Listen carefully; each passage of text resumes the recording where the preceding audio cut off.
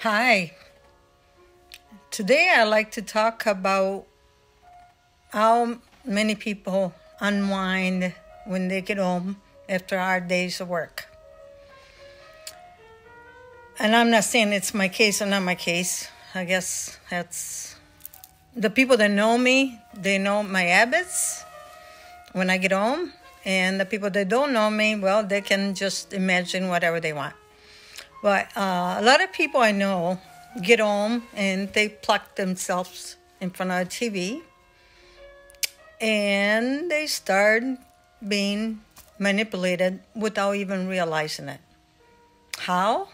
Well, when we relax and we sit and we just stare into space or stare into putting ourselves into somebody else's life, somebody else's story, we quit thinking about our story, our life, which is okay.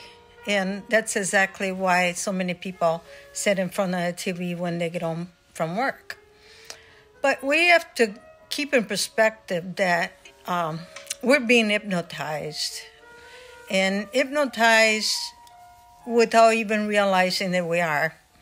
And so many people think that they're not even hypnotizable.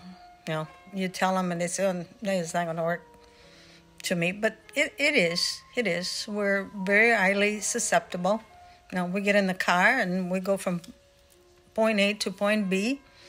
We know the way, or the car knows the way, or whatever that is. And before you know, you find yourself where you're planning to go. And your mind was in something else. So, yes, you are susceptible to be hypnotized.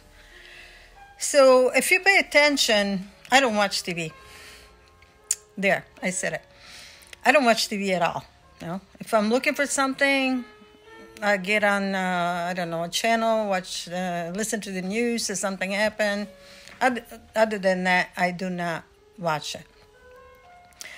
But let's say start paying attention to the programming late in the evening.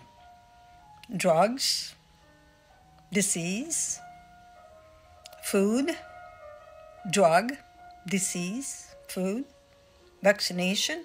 Before you know, well, you better go get that shingle shot. You better go get that flu shot. And when our brain waves slow down and we become so highly susceptible, this is when this stuff gets programmed on TV because they know that you are more susceptible. And you go to sleep, a lot of people go to sleep in front of TV. Matter of fact, they tell you that the moment you shut it off, they wake up because they're so ingrained into those ways that don't even realize that they really pulled the plug in a sense of their conscious world is controlling their subconscious world. And our subconscious world is 94 to 96% of us, very highly susceptible.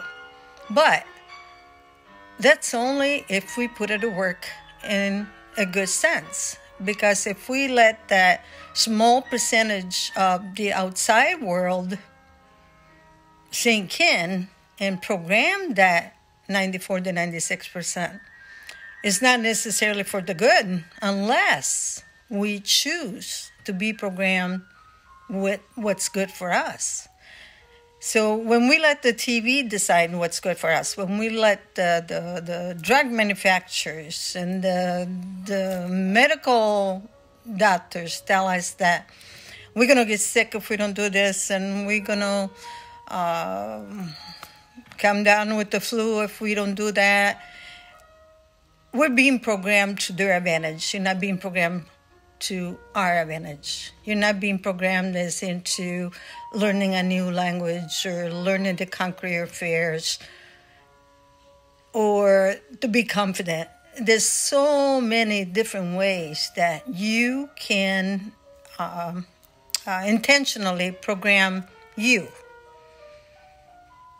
It's a science. It's proven.